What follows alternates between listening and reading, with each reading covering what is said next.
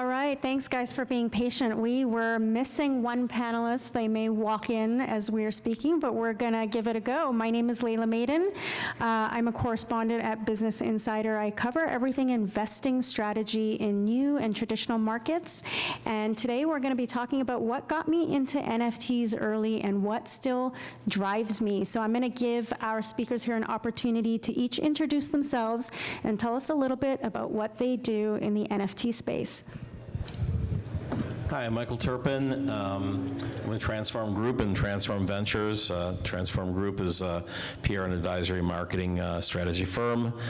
We've worked with about 300 blockchain companies and probably getting close to about 60 or 70 NFT projects now. And Transform Ventures is my advisory, investor events, and investment arm. And, you know, I got into NFTs back in 2015 when I was working with Counterparty. Those are, for those of you who remember, the original kind of NFTs, Rare Peppies. And it took a while to sort of really catch on. There was, of course, the little blip of the CryptoKitties, and then that almost crashed the Ethereum blockchain, and then, you know, really I'd say the dawn of the new activity was NFT The Other City, NYC conference in 2020, when all of a sudden, even with only a few hundred people there, the price of everything started going up, and, you know, the rest is history. We've, you know, it's fairly impressive, I think, how fast this market has grown from, you know, literally only a couple of million in sales in 2019 to, you know, something like 50 billion overall last year, and I guess we were at 7 billion this month.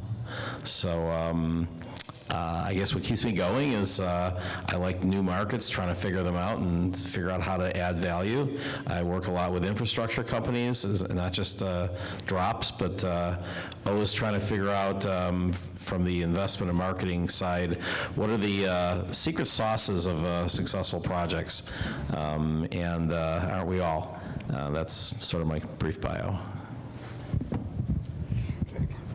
Jake, we found you. Sorry, I went to the wrong room. My apologies. Oh, okay. So what we're doing is introducing ourselves and just telling the audience a little bit about how our world intertwines with NFTs. Absolutely. So my name is Jake Brookman. I'm the founder and CEO of CoinFund, which is a crypto-focused investment firm since 2015. NFTs are kind of a passion vertical for us. I've been doing digital art for a lot of my life, and because it was a fashion vertical, CoinFund has been a pretty early investor in the NFT space. So we did Dapper Labs in 2018. We're seed funders of Rarible, and looking at a number of NFT financialization companies today. We also co-founded Metaversal.gg, which is a venture studio for NFT creation. All right. And hey everyone, my name is Mercedes Bent. It is like the car, and I'm at Lightspeed Venture Partners. We're a fund investing in early stage, growth stage, all sorts of sectors, global around the world, offices on, I don't know how many continents, maybe 4 or 5, and about 17 billion in AUM right now. We're doing check sizes 1 to 100 million. And we recently aped in. If you go check out our Twitter profile page, we joined the latest round, and so super excited to be officially Lightspeed be part of the community. And you know, we've been investing in crypto since 2013, blockchain.com, Ripple, Wintermute, LedgerX, but I think like everybody, we did a lot more last year. And I maybe am the person on this panel who hasn't been doing it forever, so I'm gonna disqualify myself and say I didn't get in that early. But what got me in was actually a lot of the women-led projects. For me, you know, I thought a lot of the NFT and crypto world felt very male-focused, and I was really excited to find communities that were a little bit more femme-focused and celebrating kind of the women voice. So happy to talk more about that later. Hey, I'm Les Borsay. I got into the space in 2013. I became an advisor to Ripple in 13 and invested in the Ethereum presale in 14. 17, I bought my first NFT, which was a CryptoPunk I lost, so I kind of didn't get the colored coins or quantum or Pepe's.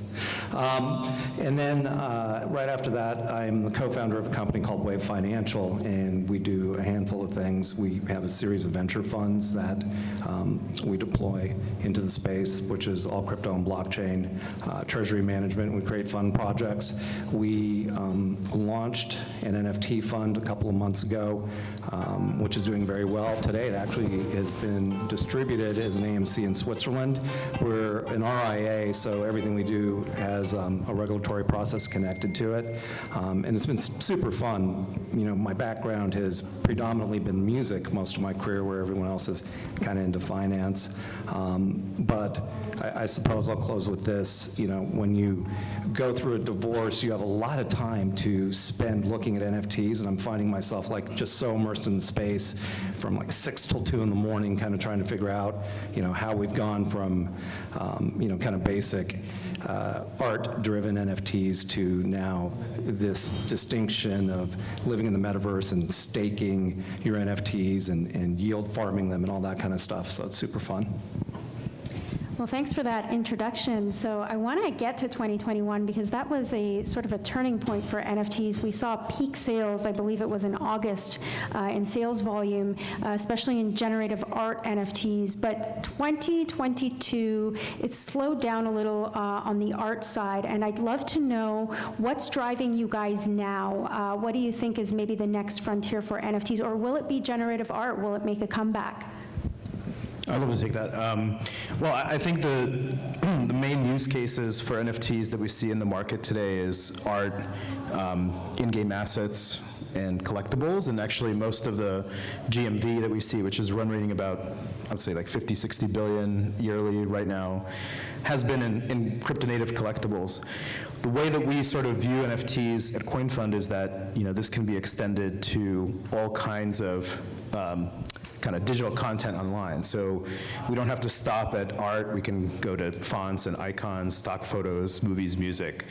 And then eventually it extends to other, you know, non-fungible assets as well, maybe even real estate or something like that. So this is really a huge space, and we've only just started to win over the GMV. Anyone want to add to that? Well, I guess I would question whether NFTs slow down this year. We're at $7 billion this month, and we were $5 billion in January, so that's still on pace to be larger than last year, which was exponentially larger than the year before. I would say we are moving into areas, you know, besides JPEGs with communities behind them, and a couple of areas that I'm, you know, excited about. You know, I've got one company I invested in that's wandering around here called IceCap, which is using NFTs for investment-grade diamonds, so you can actually go in and be able to buy diamonds, which normally, if you said to your broker, I'm going to buy $1 million worth of gold and silver and $1 million of diamonds, they say, well, what kind of diamonds? And so with having a marketplace that's on NFTs, you can now go in and just sort of rank them based on wholesale price. So those are kind of interesting areas. I think we're at the dawn of seeing enterprise NFTs. There haven't really been that out there yet. There's just so many areas that are really, I mean, this year the big explosion, of course, is, you know, NFTs for gaming, for metaverse, but there are a lot of other areas that are just, you know, beginning. I think one of the big things is going to be, and nobody's really nailed it yet, is I think NFTs will be the new social media. Because you can control it, and you can control your distribution, and I think we're sort of where Twitter was in 2007. Some of what I've been excited about is also similarly thinking about the gaming and utility focus of NFTs. I mean, if you look at the volume from last year, 40% of all of the NFT volume was 3 projects, you know, BYC, CryptoPunks, and Axie Infinity. And so when I think about those 3, you know, one of them is obviously a gaming application. The other ones are, I think of it as, you know, the new IP, the new Pixars, the new Disneys of crypto, and how do we think about developing and going to market much faster with IP than, you know, the traditional media methods, which we're in LA. You guys know probably a lot more about this than Silicon Valley me.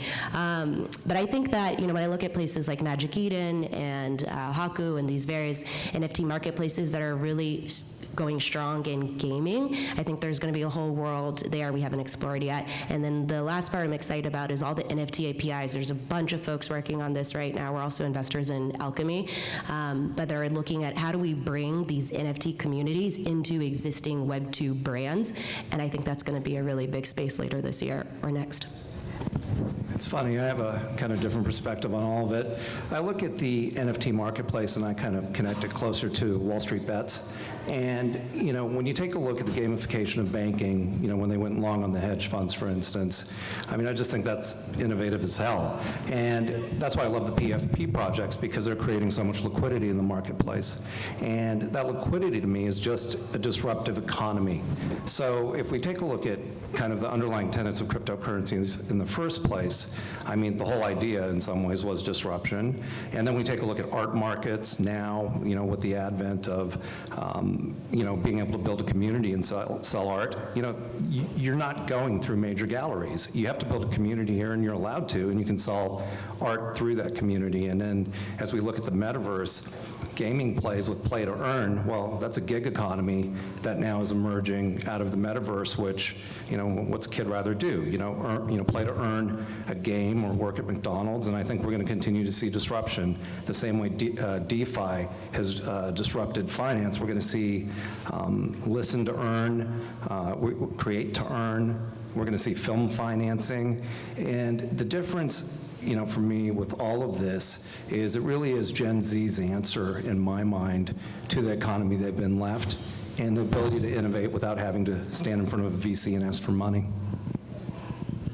Those are some great points, and it's just such a massive world that's being opened up right now. And for an investor that's maybe still standing on the outside of this industry, looking in, wanting to get exposure to this sector, what would you say would be a great starting point or a good leeway into NFTs, maybe without going in and buying a really expensive generative art that you don't know if you're going to be able to resell in a couple of months or not?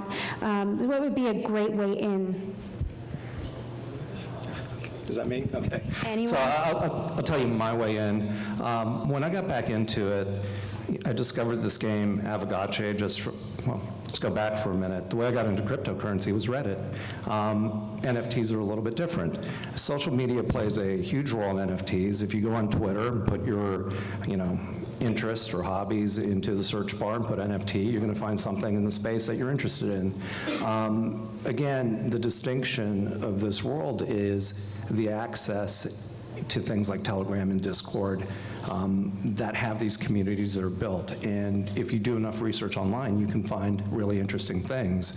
The other thing that's really interesting, when I became that advisor to Aavegotchi, it was fascinating to me that an avatar in the game could earn money for me, and it could also be a financial instrument by being a wallet, but it was also an avatar.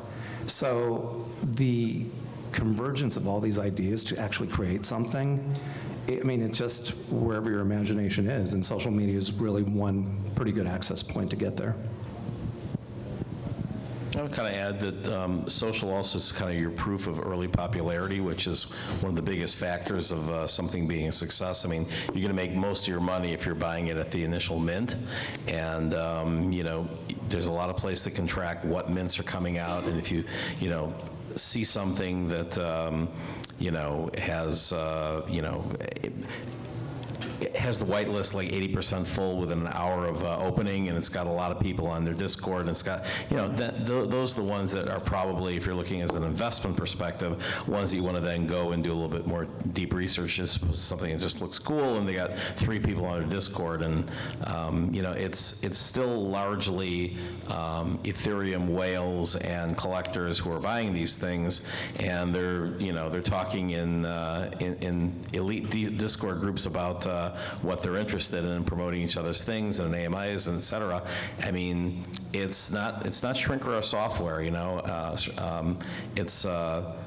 have, like, you know, one company I was working with last year that, you know, on the PR firm side, that we were able to get, you know, a 5-minute piece on like ABC Nightline, and they didn't have much of a Discord, and they didn't sell that much because housewives don't buy, like PFPs, and it's just, it's a different audience. Now, that may change. The reason I gave the 2007 Twitter analogy is in 2007, when Twitter was young, the top 10 influencers that everybody was trying to get followed, number one on Twitter, if everybody remembers back to 2007, Kevin Rose from Dig, and Robert Scoble was in the top 5. 2 years later, it was all celebrities. And I think we're having that shift now, too, that in another 2 years, a lot of the big brands, a lot of the big celebrities are going to be the FOMO drops that are going to have innovation around people that are already very popular instead of these, cool new brands that, didn't exist before. And there'll always be new brands and creativity, but, in this culture, if, Paris Hilton or, Beyonce comes up with something and it's got a lot of the elements that are going to really drive and engage their fans and bring new fans in, they're going to have a leg up. It's funny, I hate disagreeing with you because it becomes a thing. I actually completely disagree, coming from entertainment. The thing about it is I believe the community itself, when we look at the influencers in the community today, they are digital currency influencers and they're not celebrity. And the celebrities that have had success in the space, whether it's Paris Hilton or Snoop, This is today. I understand, I'm getting there, have integrated enough into the community to have those successes, and there's no guarantee that celebrity is going to drive this. And we're seeing corporate adoption now. Artifacts was, here a long time before Nike decided to buy it because they didn't know what the hell to do with it. So we're also seeing corporate adoption across the board right now because there's uncertainty. And this is from conversations I have with corporate guys all the time. They don't know what to do with the space. They don't know how, and that goes back to the disruption, actually. So rights, for instance, as we see rights management change from a centralized authority like a music publisher or master holder to owning a Bored Ape, and now you have the rights, and as a consumer, the ability to exploit those rights, celebrity is not that important, or they'd be listening to legacy artists versus creating them. So I think there's a bigger shift there than, the adoption to celebrity later. We haven't seen it with sports either, Michael. Yeah, true, and we're starting to. I mean, we got a company here, the Sports Icon at the show that I'm working with. But no, I think for the most part that, again, time will tell whether this sort of initial sort of quirky, iconic, early stage brands become like the Picassos and Rembrandts, and 10 years from now you're going to be having $1 million for a Bored Ape because everybody wants them still, or whether you're going to shift and have something where, it was very quick that on Twitter, the people that you wanted to be having, to follow with 10, 20 million followers were no longer the geeks, they were the celebrities. And I think that you're going to have a movement in that same direction. It doesn't mean they're going to be the most collectible, but it means that I think that, as I mentioned earlier, I think that the use cases will change and they'll become sort of the replacement for social media for a lot of these brands and a lot of these celebrities. Go ahead, Jacob. Well, the question was, how did people get in?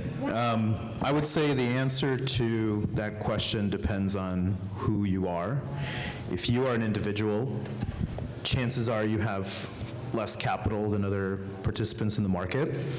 And while this is not investment advice, you would get the best return probably if you did the legwork of going into NFT assets directly. You're going to get kind of the best asymmetry that way. These are open communities. You're free to find early information. It's out there for you to find. If you are, kind of more of an investor, then what's probably really interesting is infrastructural investing. So how do you invest in marketplaces, issuance and exchange protocols, NFT financialization? And it's interesting, there's relatively few assets in the market that give you that exposure in sort of a open way. But there are some. So if you look at assets like Rareables, Rarecoin, or Looks from LooksRare, right? These are kind of decentralized marketplaces where folks can own potentially in the future a piece of the revenue of that marketplace. Or if you look at something like MVI, which is the Metaverse Index, which aggregates some of the exposures to different marketplaces and different kind kind of NFT related opportunities in the space. It's also a way of getting that exposure. And then if you're institutional, then you probably want to invest in some kind of vehicle and some kind of fund. I'll tell you that at Metaversal, which is the NFT company that we incubated, this is a team of 14 people like dedicated to doing research for the whole space. I mean, like it takes a dedicated company at this point, given the volume of opportunities and things that are out there. I want to go back and touch on something that Mercedes, you mentioned earlier about having access to projects driven by women. Can you tell us about that? Yeah, and this was going to be, part of my answer too, in terms of the last question of, it depends who you're talking about. I like your breakdown institutional, looking to make money or not. For a lot of folks, they're not looking to make a ton of money on their first one. The goal is participation. They obviously would like to make money eventually. And I think that when you think about which projects resonate with you, joining a bunch of Discords, figuring out whether or not you vibe with the community, if you jive with what's being said in there. That's how I first got into, my NFTs and looking at projects that did have a vibe that made me feel more comfortable and made me feel like, oh, this is a place where my voice is heard, were the ones that I ended up getting involved in. For example, one of them was Crypto Coven, which you guys probably saw back in Halloween last year. They launched their community mint, and I think I joined a few days after that, and I was just blown away by the community. I mean, there's the 5 high witches, and they were all focused on how do we bring, more of the feminine glaze to the NFT and crypto space. And there's a great article on FWB, Friends with Benefits, about how they designed their ecosystem, and I think they have so much more to come beyond what we've just seen today. But yeah, I think for me, it's a lot of where's your interest. If I was giving somebody advice about equity and stocks, I would tell them, what brands do you love? Like, where do you shop already? Where do you buy for your first purchase? Like, go there. I love the crypto covens. They're amazing. I remember first came the Fame Lady Squad, then World of Women, and then now we have the World of Women Galaxy and the Killer Girlfriends. There's so many great women-led projects right now. Miladies came out yesterday. I don't know if you saw those, but it's such an exciting time, and we're seeing female-driven DAOs, and really kind of driving the ability to again hit the community and be able to deploy a lot of opportunity there. Now, I have to do the responsible thing and ask, NFT investing, highly risky. You have to know what you're doing, and even when you do, sometimes you can get caught up in scams or rug pulls or not. What would be your number one piece of advice to sort of avoid getting burned in this sector? I got a rug pull today. Seriously. I have a bunch of Clone X's, and, I got on the Murakami list, and, I knew I was going to get a mint, or at least 2, and I got an airdrop, and I didn't pay attention that the check mark was in the graphic. I fucking have done this 3 times, and I went for it today, oh, shit, we can mint. And I'm minting these things, and someone is texting me, he's like, you sure it's not a rug? And I was like, oh, fuck. So yeah, I got killed today. And thank God I got the real Murakami flowers, because I would have been screwed. Anyway, I guess the point is just pay attention. It doesn't matter how long you've been in the space. It happens, and it's going to happen, sadly. Yeah, best pieces of advice, learn how to read smart contracts, and there's always going to be things that you can't avoid around that. Just be so aware of all the social engineering. Read Twitter every time there's a rug puller scam, details, the thread about how it happened. I'm always going through so I can go, oh, okay, that's an innovative new way to scam me. I'll try and avoid that one. And then finally, I think, the words trust and safety, I don't hear them that often in the crypto space, but I think increasingly I'm talking to founders who are spending a lot more time developing those teams and building out some really interesting solutions. Michael, Jake? Yeah, I think the short answer is due diligence and portfolio construction. So due diligence means you should read the smart contracts, you should try to meet the team. Anonymous teams should not be the hallmark of your portfolio. But you can also construct your portfolio in a way that anticipates that some of these investments might become zero, and control for that risk. Of course, Bored Ape started as an anonymous team or a pseudonymous. Absolutely, and there's some anonymous projects that, have been and could be very successful. Like, for example, Nouns is one that I'm involved in, which, the main founder of that project, Punk4156, is an anonymous person. But there's also a lot of strong guarantees about what that network does and can do based on the fact that their smart contracts are there, they're open, they're readable, right? And people have done the due diligence on I that. think a lot of it also is just sort of like group due diligence, get to know other NFT buyers and researchers, and so you're not just sort of in a bubble, and it's tougher to fool a team of 10 people than it is to fool 1 or 2 people. One word really quick before we get yanked off stage that I hear a lot is doxed or doxing. What can we have what is that when a team is doxed and when they're not doxed, and is that important, and should every single person on the team have their identity known for a project, or how do you handle that? Doxing means that the team obviously becomes known to everyone or some subset of people. Actually, as an investor, we've been in a bunch of situations where founders we'll dox ourselves to the VCs, but we don't want to dox ourselves generally. So there's actually a spectrum there of how anonymous the founding team is, and we should err on the side of not anonymous. But we should also keep the possibility of anonymous teams, I think. If people want to do it in that format, I think they should be free to. But it's a different set of risks. I'm actually excited about pseudonymity and all of the advances that are being made to allow people to live a more pseudonymous life. I don't think it's a disqualifier for me to buy into an NFT project. I've bought into several that do. I think it's, goes back to all the stuff. It's do your own homework, but I think it's fine. Very cool. Thanks for that different perspective. I love that. I will say, from your perspective, do you enjoy interviewing anonymous people? I actually don't, because I wouldn't know how to verify them. Exactly, that's what we find too. I'm 53. It's way too late. I've done things. People can find me. Guys, thank you so much for joining us today, and everybody, thank you so much for sitting in and giving us your time.